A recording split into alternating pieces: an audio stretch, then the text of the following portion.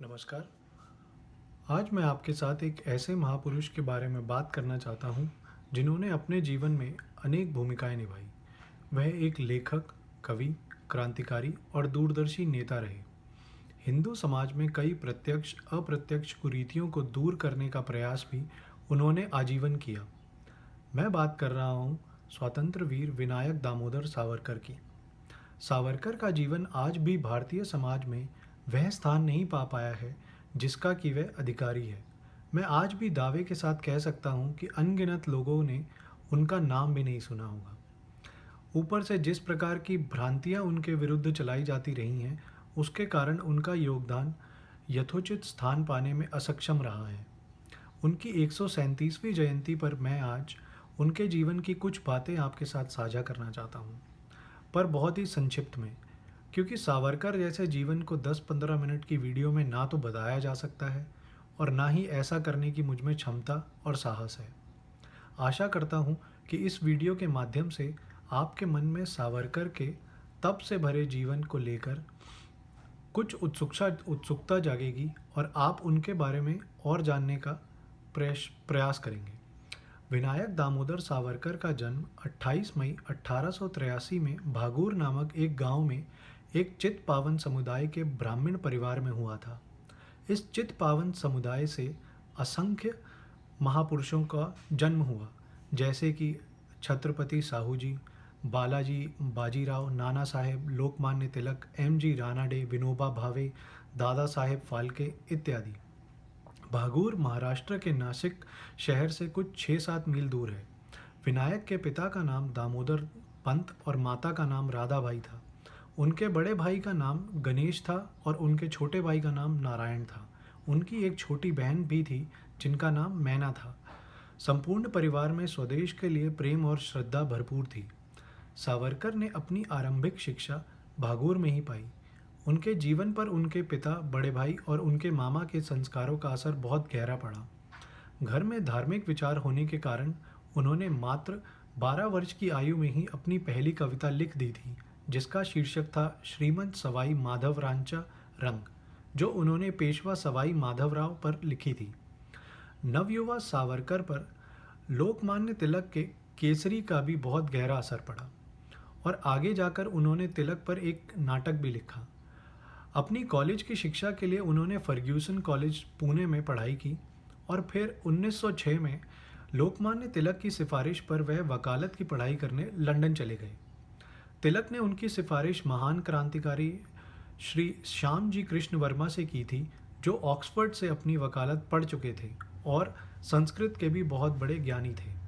उनके जीवन पर आर्य समाज के स्वामी दयानंद सरस्वती जी का बहुत अधिक प्रभाव था और उस समय वह उन छात्रों को छात्रवृत्ति देने का प्रबंध करते थे जो भारत की स्वतंत्रता के विचार रखते हैं। सावरकर अन्य भारतीय छात्रों के साथ ही श्याम जी के बनाए हुए इंडिया हाउस में रहने लग गए। 1907 में ब्रिटिश सरकार ने 1857 की क्रांति की 50वीं वर्षगांठ बहुत धूमधाम से मनाई। अनेक समाचार पत्रों में ब्रिटिश वीरता को दर्शाया गया और गौरवान्वित किया गया। यह बात सावरकर और उनके साथियों को बहुत चुभी। उन्होंने भारतीय वीरों को श्रद्धांजलि देने के लिए कुछ कार्यक्रमों का आयोजन भी किया। सावरकर ने अपनी लिखी प्रसिद्ध कविता ओ हुतात्माओं एक ऐसे ही कार्यक्रम में पढ़ी और बांटी, जिसका भारतीय विद्यार्थियों के मन पर बहुत सकारात्मक असर हुआ। इस घटना की टीस सावरकर के मन में रही और उन्होंने यह सोचना आरंभ किया कि 1857 की क्रांति केवल एक क्षणिक घटना थी या इसका बहुत बड़ा स्वरूप था। इसका उत्तर जानने के लिए उन्होंने ब्रिटिश आर्काइव्स में अपने शोध की शुरुआत की। करीब 2 वर्ष के गहन अध्ययन के पश्चात उन्होंने मराठी में एक पुस्तक 57 स्वातंत्र्य समर यानी 1857 के स्वातंत्र्य समर की रचना की।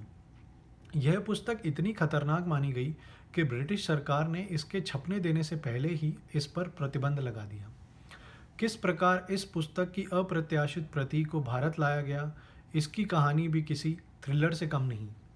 वैसे 1907 में सावरकर ने मैगजीनी की लिखी हुई रचनाओं का मराठी में अनुवाद किया था और उस पर भी ब्रिटिश सरकार ने प्रतिबंध लगा दिया था। यहाँ कुछ और पुस्तकों के नाम भी बता देता हूँ जिस पर ब्रिटिश सरकार ने प्रतिबंध लगाया था।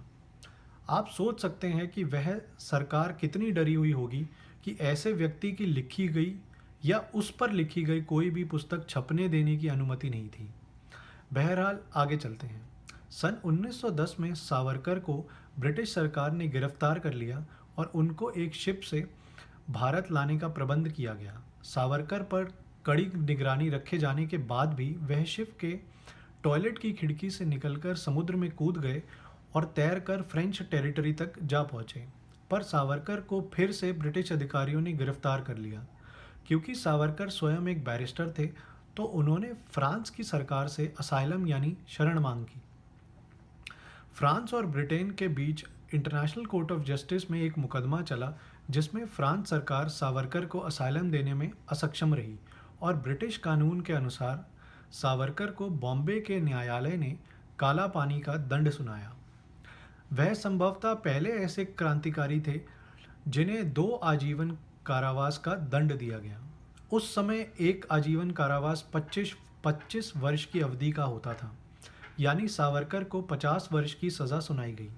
जब न्यायालय ने उन्हें ये दंड सुनाया तो उन्होंने हंसते हुए कहा कि कम से कम अब ब्रिटिश सरकार हिंदुओं के पुनर्जन्म को मानने लग गई है, तभी तो मुझे 2 आजीवन कारावास दिए गए हैं।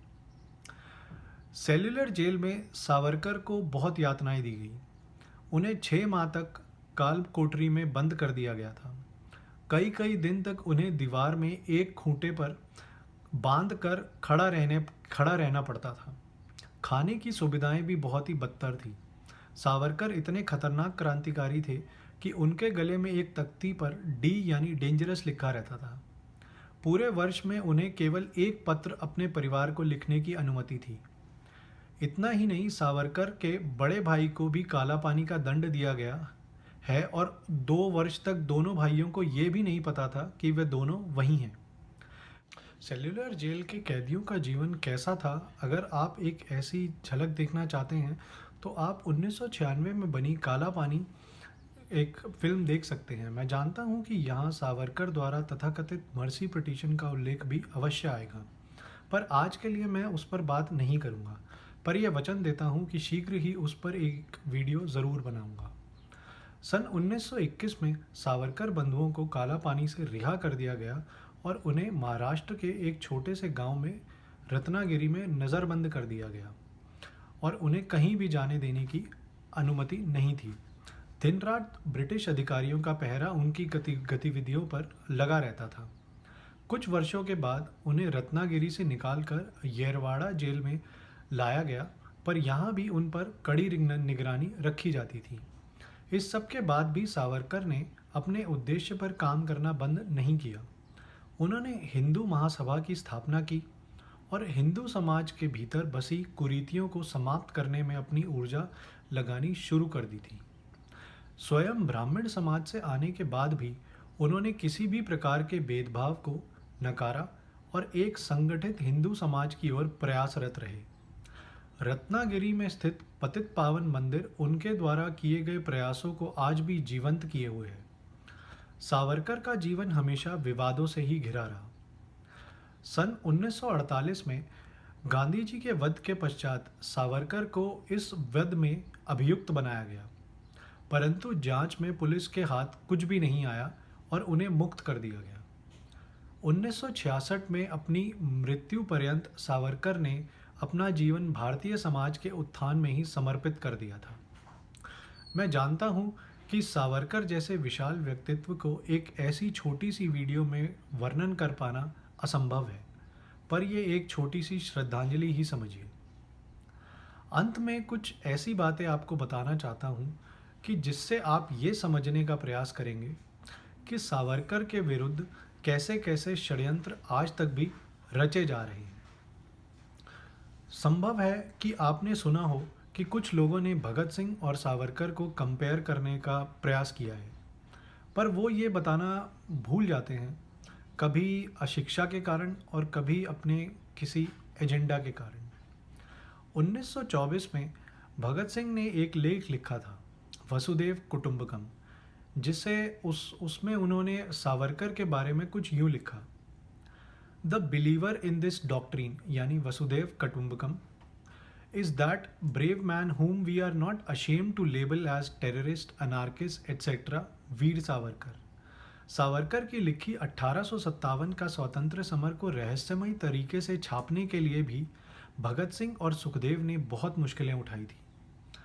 आज जिस तरह से एक तरफे सांचे में सावरकर को रखने का अपराध किया जाता है वो बहुत ही नीच है। 7 मार्च 2018 को इंडिया टुडे में एक लेख छपा कि सावरकर लेनिन से लंदन में मिले थे।